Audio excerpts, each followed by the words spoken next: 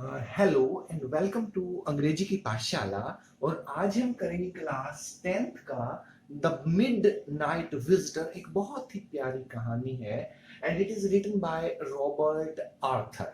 इस कहानी में क्या होता है कि जैसा कि नाम से ही स्पष्ट है कि मिड बिल्कुल बीच में, नाइट रात को, आधी रात को बीच की कहानी है। क्या होता है, कोई विजिटर आता है, विजिट करने वाला कोई आगंतुक आता है।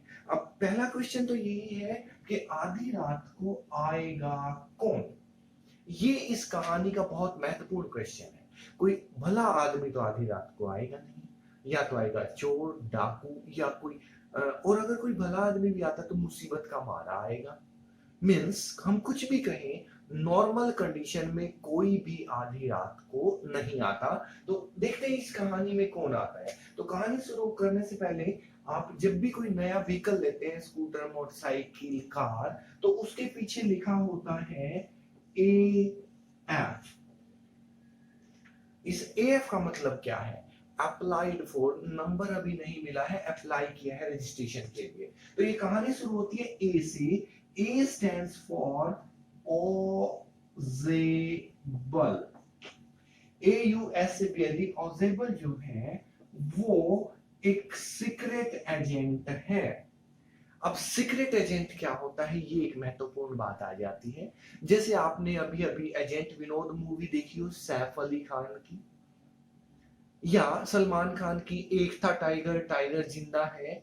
They are the spy, we can call them spy, SPY, spy. और स्पाई के नाम से ही एक और मूवी आ जाती है सनी देओल की, hero, the love story of a spy, जिसमें सनी देओल है, अमरीश पुरी पाकिस्तान की तरफ से एजेंट है, सनी देओल भारत की तरफ से एजेंट है, और वो दोनों अमेरिका में जाकर के वहां भी उनका चलता रहता है सिस्टम। तो स्पाई या सीक्रेट एजेंट, जिसे हम हिंदी में जासूस कहते हैं। और इसी जासूसी के कारण यह कहानी बहुत महत्वपूर्ण हो जाती है।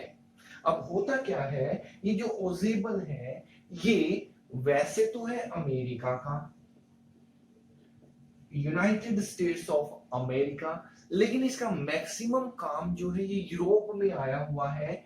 और यूरोप में भी जर्मनी में इसका ज्यादा काम है। लेकिन इसने जर्मन भाषा सीख ली है।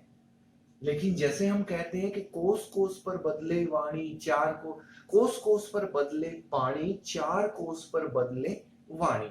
ये जर्मन तो सीख ली, लेकिन उसमें अमेरिकन लहजा आज तक आ रहा है, जिसके कारण लोग इसे पहचान जाते हैं।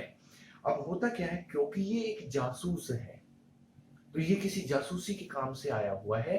होटल है, होटल की ये 1 2 3 4 5 6, 6 मंजिल का होटल है। तो ये छठी मंजिल पे ही एक छोटा सा कमरा लेकर रह रहा है। अब एक लेखक है, F फॉर फाउलर, FOWLER। ये फाउलर जासूसी कहानियां लिखता है, तो इसे अपनी कहानी के लिए कोई जासूसी बंदे से बात करनी होती है। तो फाउलर आता है ऑजेबल के पास कि मुझे अपने जीवन के बारे में, जासूसी के काम के बारे में बताइए, ताकि मैं इसके बारे में लिख सकूं, मैं एक बुक लिख रहा हूं। लेकिन जैसे ही फाउलर ओजेबल के पास आता है, ओजेबल का मोटा सा पेट और बिल्कुल ढीला ढाला आदमी देखकर फाउलर का सारा जोश ढीला पड़ जाता है। ये कहता है कि ऐसा आदमी क्या जासूसी करेगा। ओजेबल उसको धीरे धीरे धीरे धीरे जब लेके आता है छठी मंजिल पर, तो होश ठिकाने नहीं रहते। फाउलर के थक जाता है, वो कहता है क्या जासूसी करेगा, छोटा सा कमरा, कहां होटल के आखिरी बिल्कुल छत पर जाकर के 6th फ्लोर पर ये रह रहा है। तो इस तरह की बातें हो ही रही होती हैं कि जैसे ही वो दोनों दरवाजा खोलकर अंदर कमरे के आते हैं। जैसे कमरे में पहुंचते हैं तो कमरे में पहले से ही एक आदमी उनका इंतजार कर रहा होता है, नाम है मिस्टर मैक्स। जैसे ये दरवाजा खोल के अंदर आते हैं तो फाउलर डर जाता है, और डरे भी क्यों ना, मैक्स ने एकदम से गन निकाल ली। मैक्स के पास गन है और ये भी ऑजेबल की तरह ही कोई सीक्रेट एजेंट है, जासूस है। जिस फाइल को, जिस जासूसी तथ्य को ओजेबल ने प्राप्त करना था, उसी को लेने के लिए मैक्स आया हुआ था। मैक्स कहता है कि तुम कहां कहां घूम रहे हो और मैं तुम्हारा यहां इंतजार कर रहा हूं। तो डरने का काम था, फाउलर डरता रहता है, लेकिन ओजेबल कहता है अच्छा तो तुम बालकनी के रास्ते आए हो। पहले भी पिछले महीने एक चोर बालकनी के रास्ते मेरे कमरे में आ गया था। मैक्स कहता है अच्छा तुम्हारे कमरे में बालकनी भी है, काश मुझे पहले पता होता तो मेरे लिए अंदर आना और भी आसान हो जाता। मैं तो मास्टर की के साथ तुम्हारा दरवाजा खोलकर होटल के अंदर से आया हूं।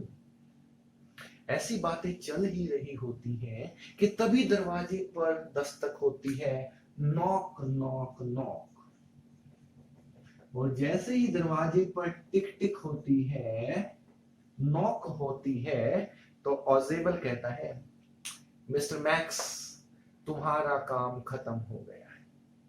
मैंने अपनी फाइल की रक्षा के लिए पुलिस को पहले ही फोन कर दिया था और दरवाजे पर पुलिस आ गई है। तुम क्या समझते हो कि जासूसी की इतनी महत्वपूर्ण फाइल और मैं तुम्हें ऐसे ही दे दूंगा? पुलिस का नाम सुनते ही मैक्स के होश उड़ जाते हैं और मैक्स आओ देखता है ना ताओ, खिड़की में से बालकनी में कूद जाता है। जैसे ही ओजेबल दरवाजा खोलता है तो दरवाजे के बाहर था वेटर। वेटर उन्हें एक बोतल शराब की और 2 गिलास दे देता है, एक ए के लिए ओजेबल और एक एफ के लिए फाउलर। लेकिन फाउलर अभी भी डरा हुआ है। फाउलर कहता है क्या तुम नहीं समझते कि मैक्स बालकनी से दोबारा अंदर आएगा? इसी बीच वेटर वहां से चला जाता है, क्योंकि ओजेबल आते हुए वेटर को कुछ खाना ऑर्डर करके गया था। ये वाइन और गिलास उसी के थे। वेटर चला जाता है और फिर जो बात कहता है ओजेबल, उससे फाउलर के होश उड़ जाते हैं। ओजेबल कहता है कौन सी बालकनी? यहाँ कोई बालकनी नहीं है। और जब वो देखते हैं तो मैक्स 6ठी मंजिल से सीधा सड़क पर गिरकर मर चुका होता है। बालकनी कोई थी ही नहीं। अब क्योंकि ओजेबल तो जासूस था, उसे इस तरह की चीजों का पता था, उसने मन घड़ंत पहले ही बालकनी की कहानी बनाई और जब पुलिस का नाम लिया तो मैक्स भी उसकी बातों में आ गया और बालकनी में कूद गया और कूदकर मैक्स की तो जान चली गई और ओजेबल की जान बच गई, नहीं तो गन से मैक्स ओजेबल को भी मार डालता। तो इस तरह से होते हैं ये सफाई, ये जो जासूस हैं, ये जो सीक्रेट एजेंट्स हैं, इनका दिमाग जो है घोड़ों की गति से भी तेज दौड़ता है। और फाउलर को तो अब अपनी कहानी की पटकथा मिल गई थी, कथा मिल गई थी। This is the story about Midnight Visitor, in which Robert Arthur not only tells us about the life of secret agents, but also the mind, the game, and the tricks used by such secret agents. आज के लिए इतना ही। Thank you very much.